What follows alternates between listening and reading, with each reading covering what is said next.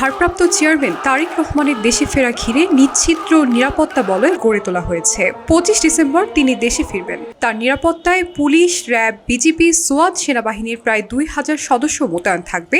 এছাড়াও বিএনপি চেয়ারপারসনের নিরাপত্তায় নিয়োজিত এসএসএফ থাকবে তারেক রহমানের নিরাপত্তায়।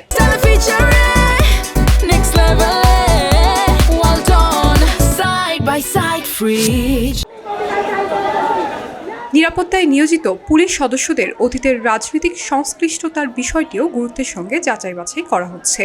শুধু পুলিশ সদস্যই নয়, তাকে বহনকারী ফ্লাইটের ক্যাবিন ক্রুদেরও যাচাই বাছাই করা হয়েছে। ইতিমধ্যেই 2 জনকে তালিকা থেকে বাদ দেওয়া হয়েছে। 17 বছর পর তিনি দেশে আসছেন, তাই তার বাসা ও অফিসও থাকবে নিরাপত্তার চাদরে ঘেরা। নিয়মিত পোশাকের বাইরে গোয়েন্দা সংস্থা সহ সাদা পোশাকেও থাকবে বিভিন্ন বাহিনীর সদস্য। বিমানবন্দর থেকে 300 ফিট হয়ে এভারকেয়ার হাসপাতাল পর্যন্ত এবং এভারকেয়ার হাসপাতাল থেকে গুলশান এভিনিউয়ের বাসা পর্যন্ত পুলিশ এবং স্পেশাল স্কোয়াড থাকবে। এছাড়াও রাস্তার বিভিন্ন মোড়ে মোড়ে থাকবে চেকপোস্ট। বিএনপির পক্ষ থেকে জানানো হয়েছে, বিমানবন্দর থেকে তিনি উঠবেন বুলেট প্রুফ গাড়িতে।